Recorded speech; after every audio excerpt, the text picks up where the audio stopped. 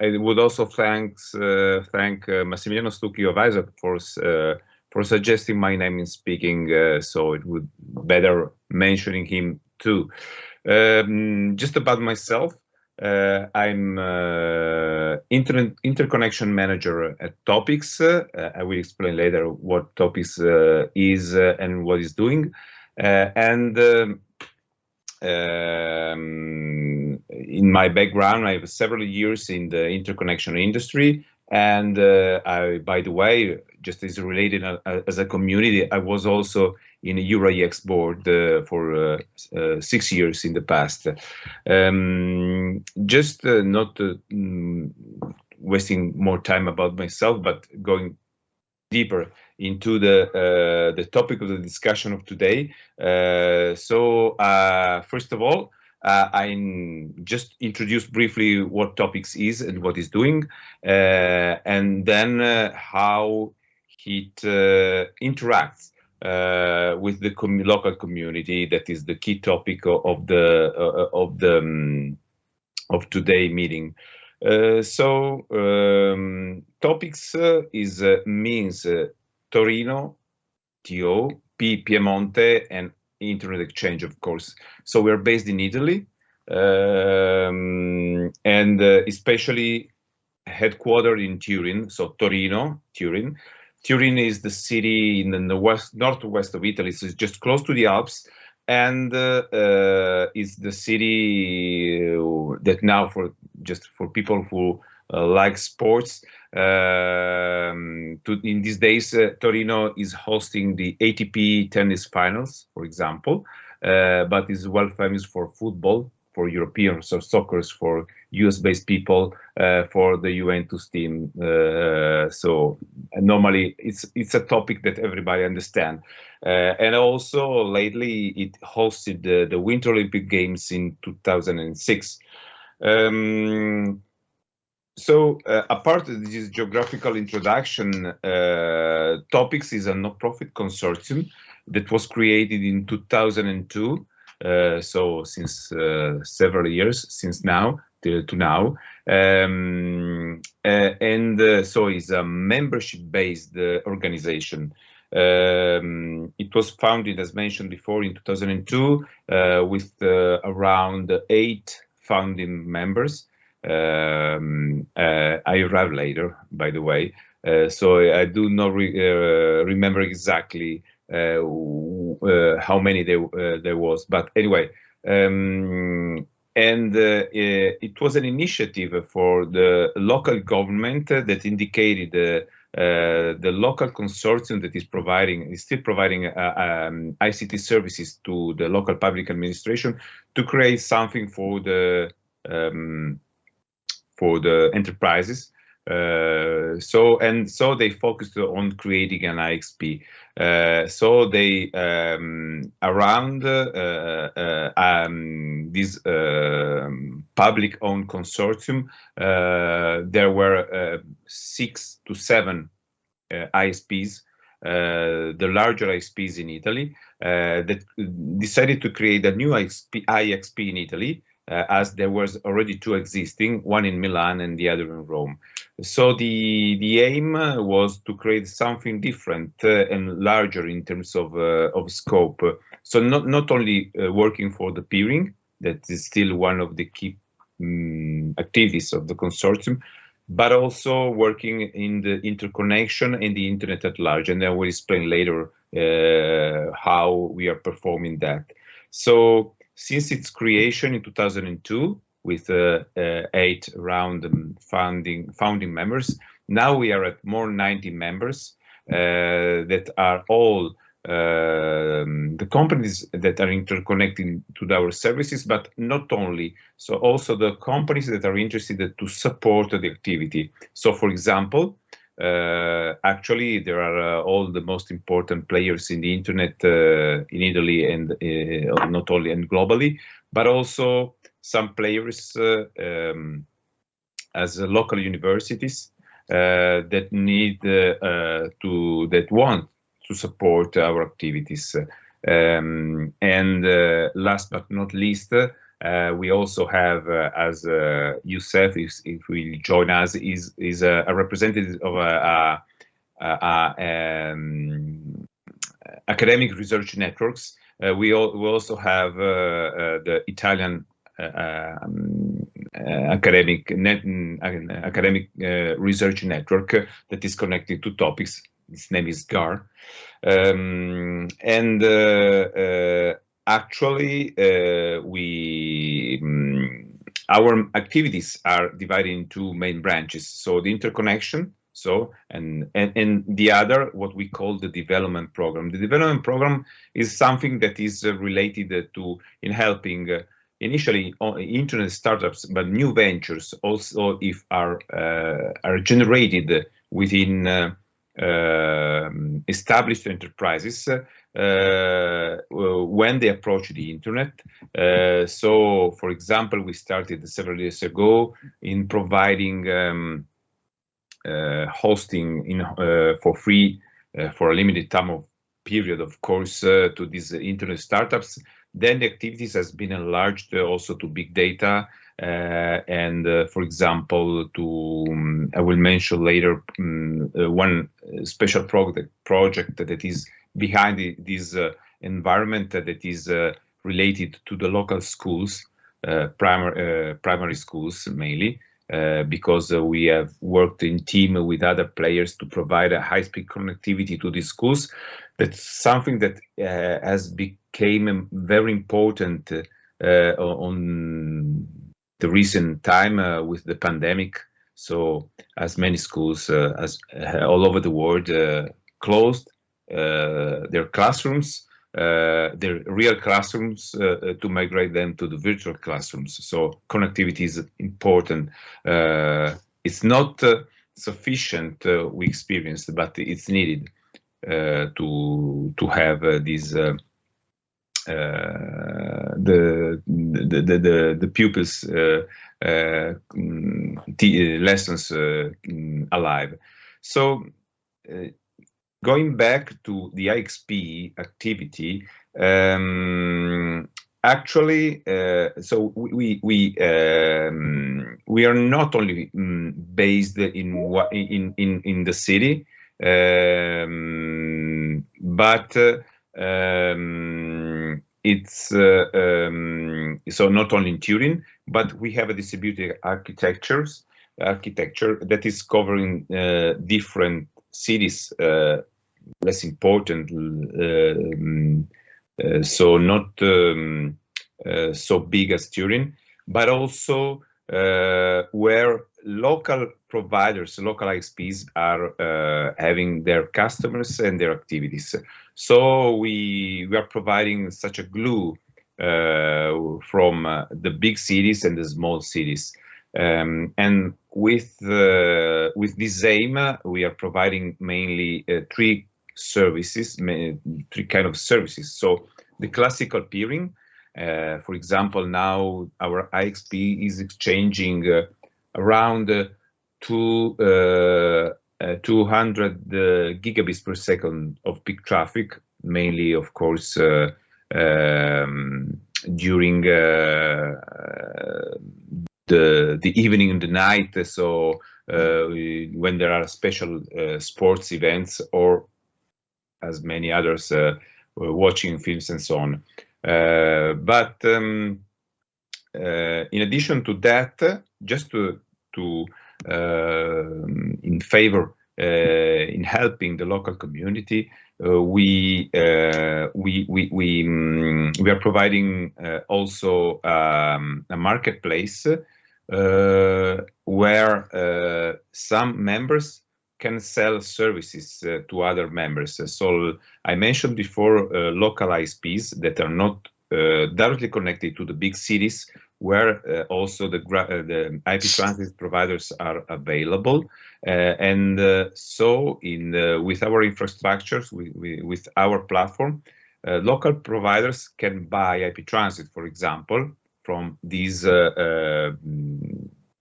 transit providers, from the big names to the smaller ones. And as a third example of how we leverage our infrastructure, We are providing also point-to-point connectivity for such providers in order to help them in enlarging their footprint.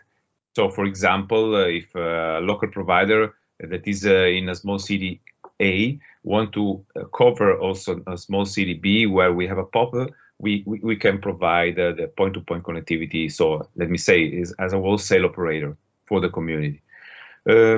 Just to close my intervention, and then I think if there are questions, I can answer, and also not to stall time to my fellows. Also, Yousef has joined us, so nice to meet you, Yousef. And so how we work. So just some final comments on how we work with the community. So we work, for example, leveraging. So when we open a new local POP for the service I've already mentioned, we work with the community of the local ISPs. So it's a joint effort, and we try to leverage existing infrastructure. So for example, we do not build an existing tower, but we try to leverage existing infrastructures, especially in the mountain and rural areas.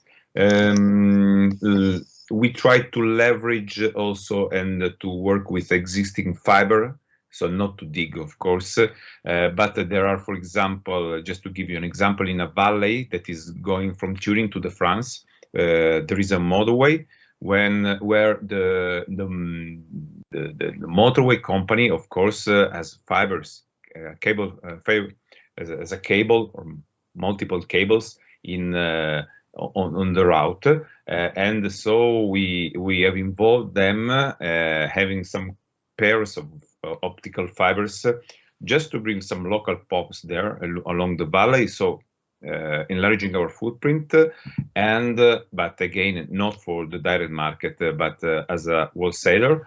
And last but not least, we are now providing a direct interconnection to the France, to the Lyon X. Now it's called France IX Lyon. So when we can enable in remote peering from France to Italy and vice versa. So these are just a couple of examples how we work with the community, not only the ISP community, but also infrastructure, the community that can provide infrastructure to the ICT services. So I think I can stop here and then I mute myself. But if there will be some questions, I will very happy to answer.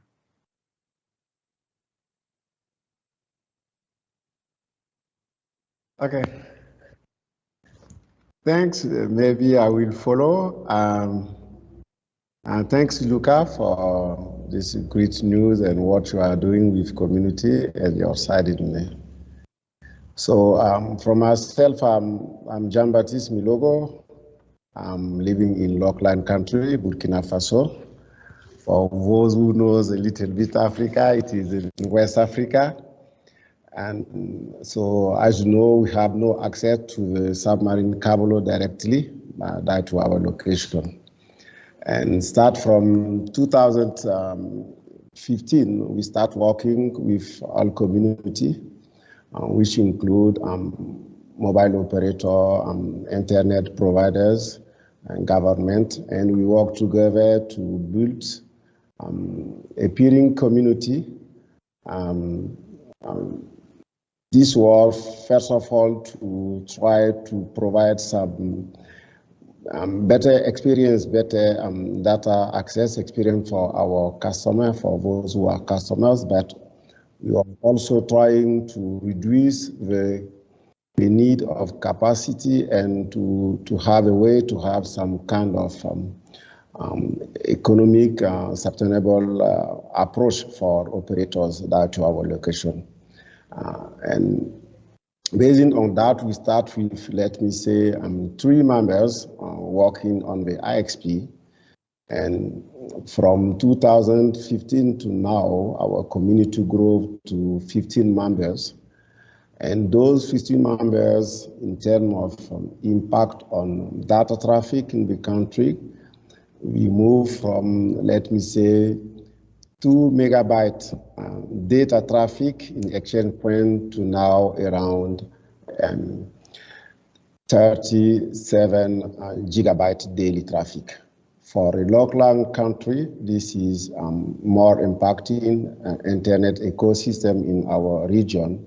It is also a way to support the daily OPEX and CAPEX need for our community members. So why we do that? Because as you know, in general, to buy capacity in our country is what challenges.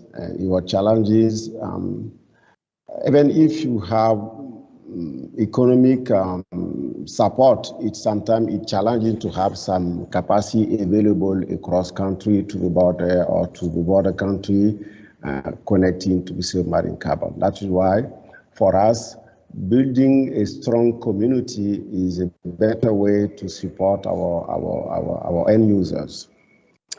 And today, based on this result, we are trying today to expand our exchange point switch fabric from the main country to the other town inside the country, because as data traffic is growing with new technology from 3G, 4G, and maybe 5G in few years, it becoming challenging for us to manage or to operate only from one location, because our members was requesting some kind of resiliency or some kind of backup approach, because as IXP is impacting all activity in the community, the request to the operational team to set a new exchange point in our cities.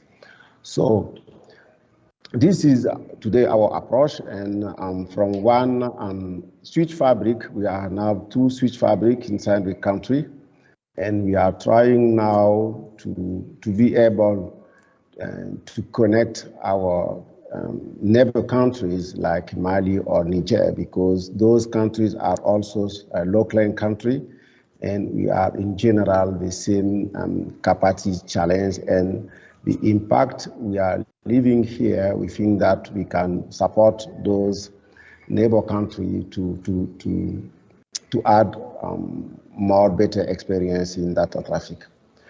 Roughly speaking, we can say that with the support of many partners, including Internet Society and African IXP community, we grow from little members to a strong community today, and we can share our experience with our colleagues in our country, because we are confident that a strong community of peering and interconnection can impact efficiently internet growth and data experience, global experience in country. So maybe I can stop here and give the floor to my colleague Yousef. And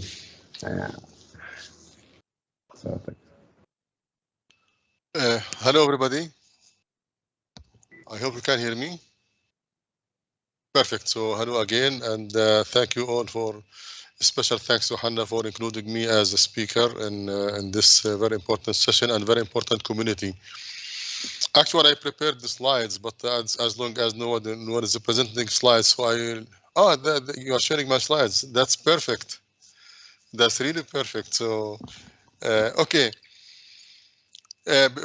We are now engaging, doing the engagement between science, research, and education with internet society. It's a huge community, and it's really important for both for us as research and education communities to be aware of what is going on in the internet, to be even part of the internet governance, and to share our whatever input we can to contribute to the internet. And also, we want our community to know what is going on and make use of the wonderful opportunities of that is offered by Internet Society.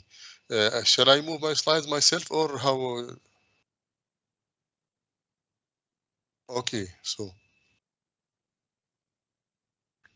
the slides are very small, so how can I enlarge the session? No problem. I'm aware of that. Don't worry. Don't worry.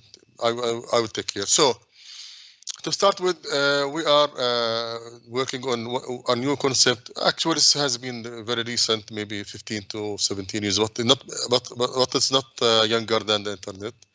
It's younger, sorry, than the internet itself. So, research and education networks are dedicated networks for they are non-commercial. Internet. They are dedicated for research and education to connect research and communication, research and education institutions like universities, hospitals, museums, and research centers, whatever institution that works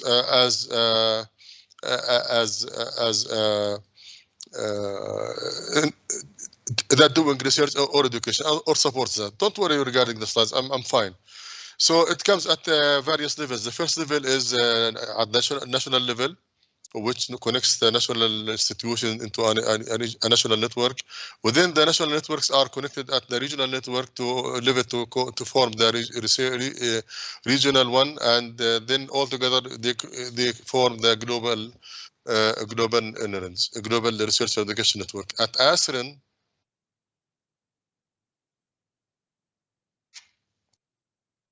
can't move the slides again, I'm sorry.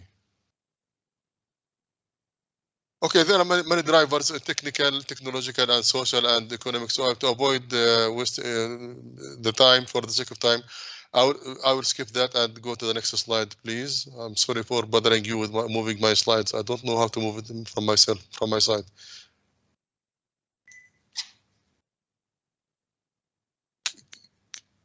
Can someone move my slides? So research and education networks are again they form reliable infrastructure and communications. We are exactly the same as internet. We use the internet also, but we try to make it a dedicated environment to make sure that the research and education people, communities are well connected through secure and high level equality, and so on. Next, please. If it bothers you, I can share the screen from my end. I'm sorry for that. If it's okay with you, then I will proceed. So ASREN is the regional research and education network. We mentioned national, regional, and the global. So ASREN is the national research and education network that connects the Arab region into a global research and education network. We mainly connect to Europe, and from Europe we go to the rest of the world. We have various objectives, mainly to connect. Then the second objective is to support the development of national research and education network in the Arab region, in Arab states that belong to ASREN, and we also work on capacity building, providing services and access mechanisms to the communities. We do conferences and so on. We move to the next slide, please? So it's worked from my side, I think. Let me check again. That move the 3 slides together. Okay, actually we skipped 2 slides, but I can cover them. Don't worry. So ASREN's region is evolving. Now we have various NRENs in the Arab region that's in cooperation with the Arab states and Arab governments and so on. We have, as you see, research and education network in many of the Arab countries, not most of them, around 12 or 14 out of 22, which is a good number, but still we look forward to have more. Our main areas of intervention with the for the community in general, we provide connectivity dedicated connectivity. So we are now connecting Jordan, we are connecting Morocco, Algeria, Tunisia, Egypt, Syria, Palestine, Lebanon. In addition, we are peering with the Gulf Endurance in Europe. This is for the connectivity, but further to the connectivity, we provide services like we call it community services, starting from the what we serve, the user mobility. We have EduRoam service, where the EduRoam is a global service that it's a Wi-Fi, but a global Wi-Fi network service. It's a global Wi-Fi service that connects communities. So, for example, I have an EduRoam account. So, any university around the world, I go there, I just connect as if I'm connecting to my office, Wi-Fi in office, or Wi-Fi in my home, for example. So it's a very important service that we provide to the community.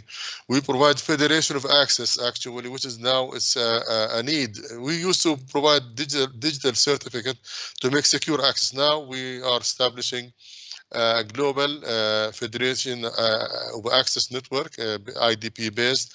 It's called EduGain. It has been deployed and started by the giant European network. It's called Giant, the regional network.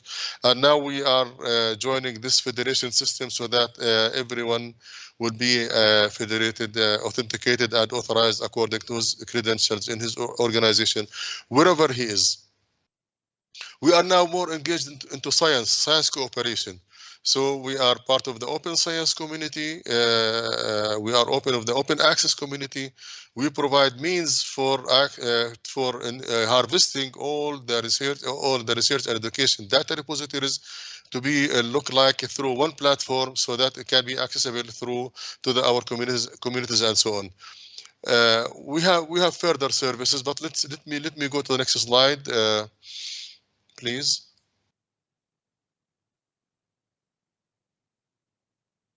So ASRIN now is partnering with the world. I can say that because we are all over the world. We have partners all over the world, and recognized by the World Bank, recognized by the United Nations, UNESCO, League of Arab States, ESCWA, and all of that. And additionally, I want to focus also on Internet Society. We have been working with Internet Society for the last 10 years, and the collaboration started by generously. Internet Society provided us with a huge router that was installed as the first point of presence for us in London, and we are proud and thankful for ISOC on that. Can we move the next slide, please?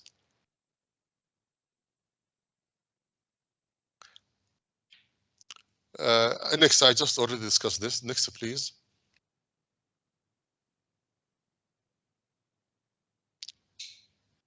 Okay, so as I said, we have we start as I said, we are. I can hear echo now. Okay, now it's okay. Our collaboration with the ISOC started 10 years ago, but we recently, last year, we have wanted to make it into we signed MOU so that we can just strengthen our ties and so on. The main three pillars of our MOU is about capacity building, is training on various topics that are covered by ISOC, collaboration also on manners. We are now promoting manners to our community, and we implemented that in various sites and so on. We are part of it. The other pillar for cooperation is developing ASRIN. So we are trying to seek the support of ISOC through various dimensions to support development of ASRIN in terms of lobbying with the research and education communities, ministries, and the ICT ministries, because it's really complicated to send the message to the decision makers that there is a need, because they cannot distinguish, for example, between research and education network and the traditional internet, and they are not willing to invest as long as they have internet. But dedicated, it needs a lot of lobbying, and we decided we are discussing that with ISOC to see how they can support us. Okay, can we move to the next slide, please? This is we celebrated the signature of the ceremony. I would like to thank Jane Coffin, first of all, and also Kevin, Nermin Sadani, and first we want to thank Hannah, who was the key for establishing this and signing this MOU. Can I move to the next slide, please?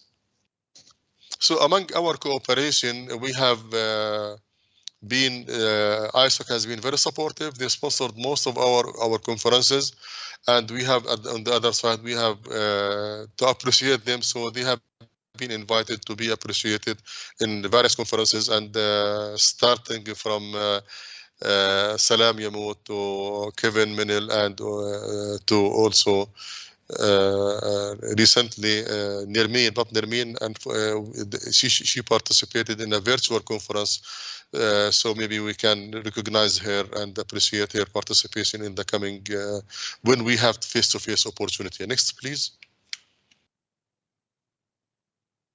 So we have various workshops together with the ISOC. They have been either sponsored or supported by ISOC in various topics, mainly manners, internet security, I'm sorry, and routing and so on. So we are also very thankful. Can we move to the next slide, please? This is a project that we have to mention because we are loyal. This project has been supported us for the last 6 years with a lot of money to support us. So just to mention that we are thankful for them, and the same for the next slide, please. Humid Connect, again, another project. Can we move next, please? So thank you. But before thanking you, actually, we are working hard with our community in ISOC mainly to work on strengthen our relationship. We are inviting them to our conferences, and we are inviting you all actually to our conference, which will take place on 13th to 15th of December, and I trust that ISOC will be, they are already sponsoring the conference, so they will be with us, and we will virtually appreciate them, but maybe next time we will face-to-face appreciate that and celebrate our cooperation.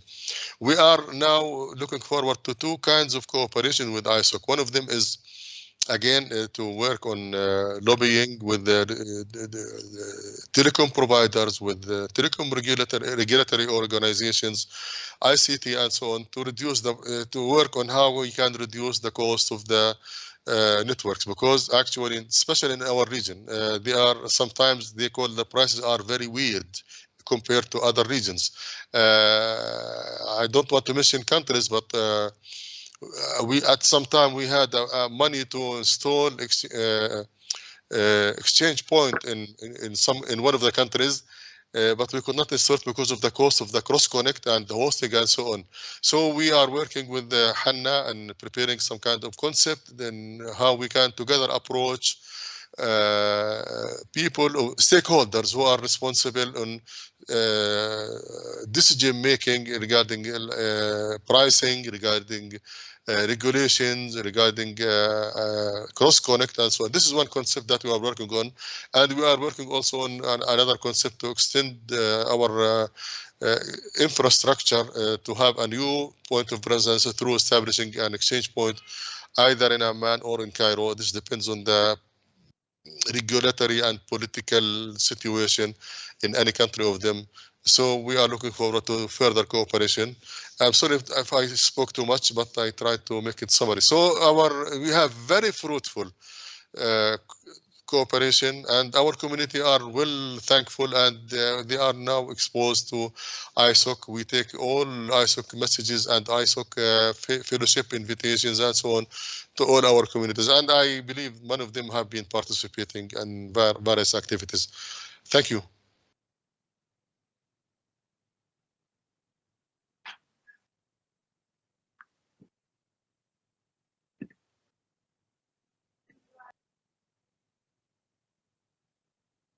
Just that we have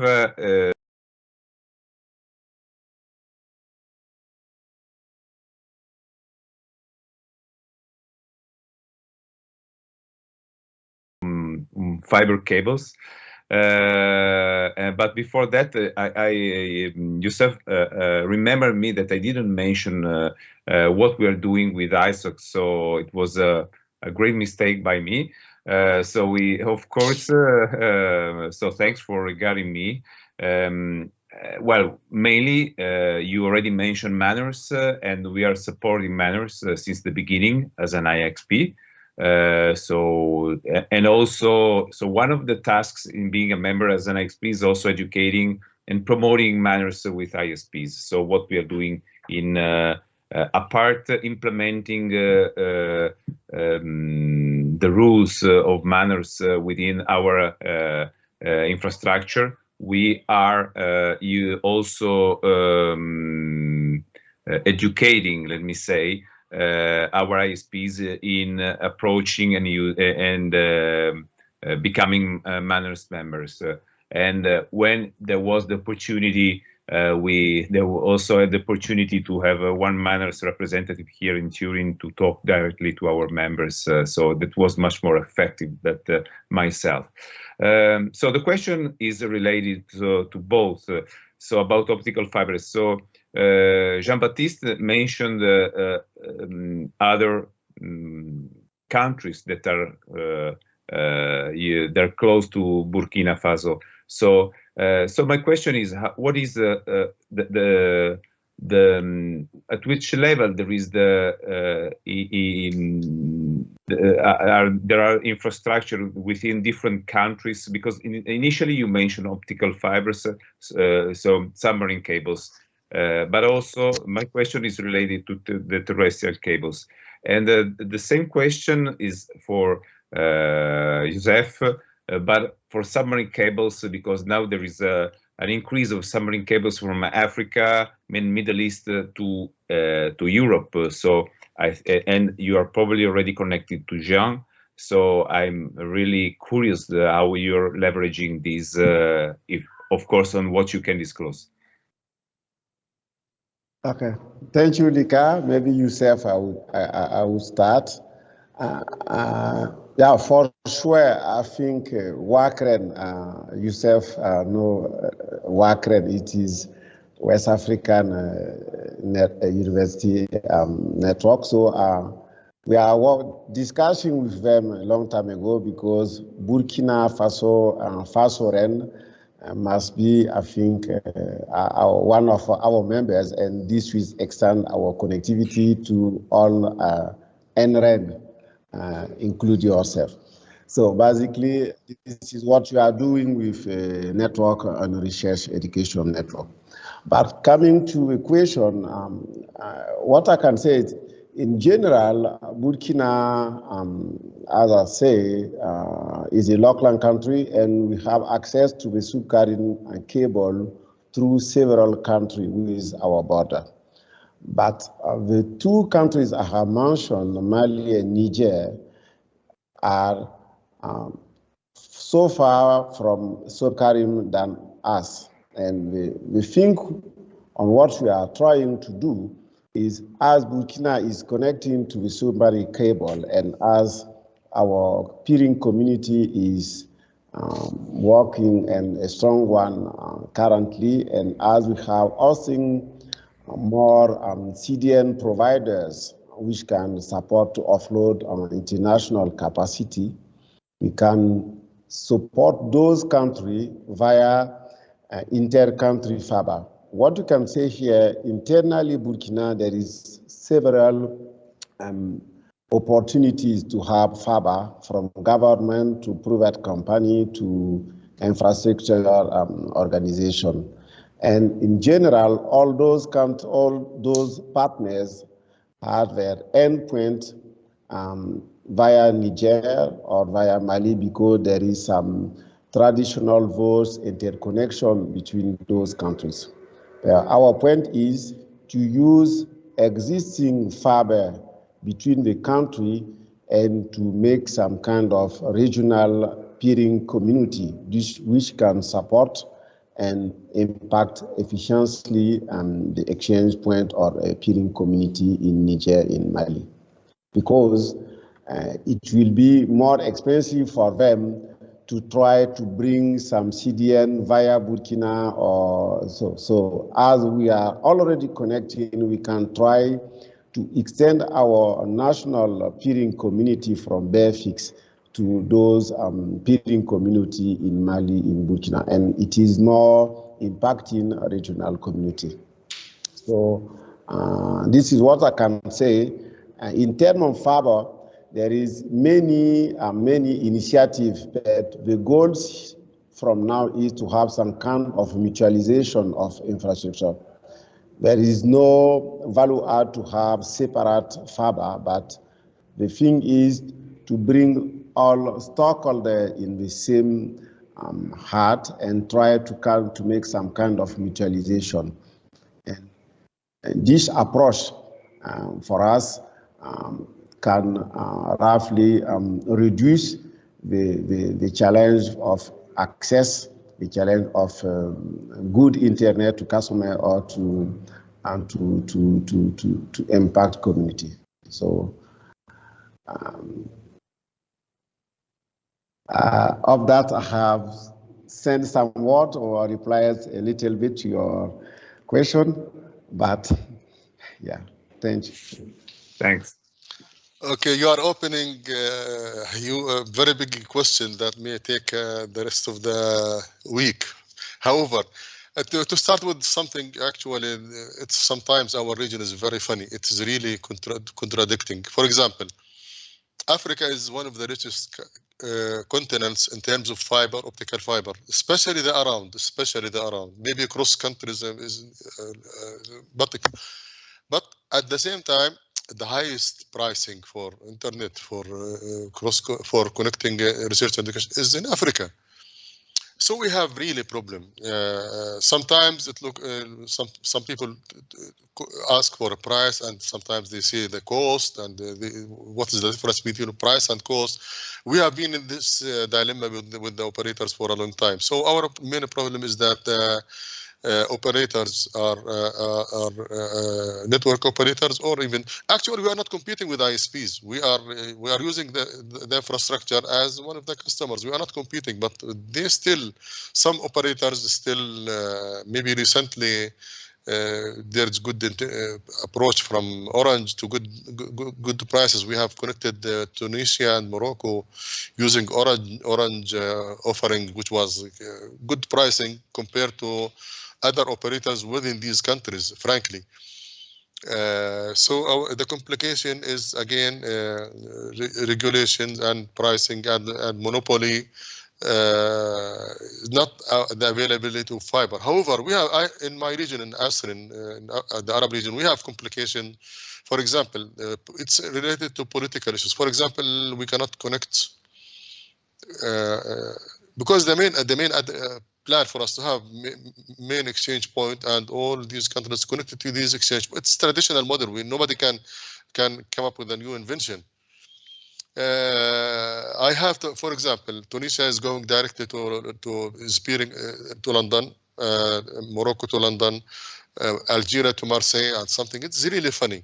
We could not bring like exchange point between these three countries, especially between Algeria and Morocco. It's some related to politics, and there is no cross-border fiber. Can be used. I know that there are some cross-border fiber for power transmission, but I think it's not used and so on. So if it comes to fiber, the fiber is available, but now the problem is with monopoly, last mile cost, and so on.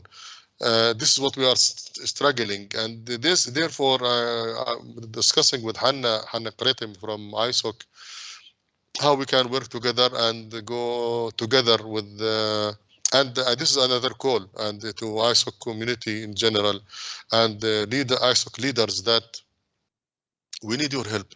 We are trying to, through the PRIDA project, if you are aware, with ITU, it's an ITU with a partnership between ITU, European Commission and African Union to support, to work on policies and so on across Africa. But since that they are not, there's no good impact and so on. Maybe the best thing is to go country by country. And this could be if ISOC is supporting us, and actually I and Hannah are working with a concept on this. This will be great because our main obstacle is fiber, last mile, and pricing. Thank you.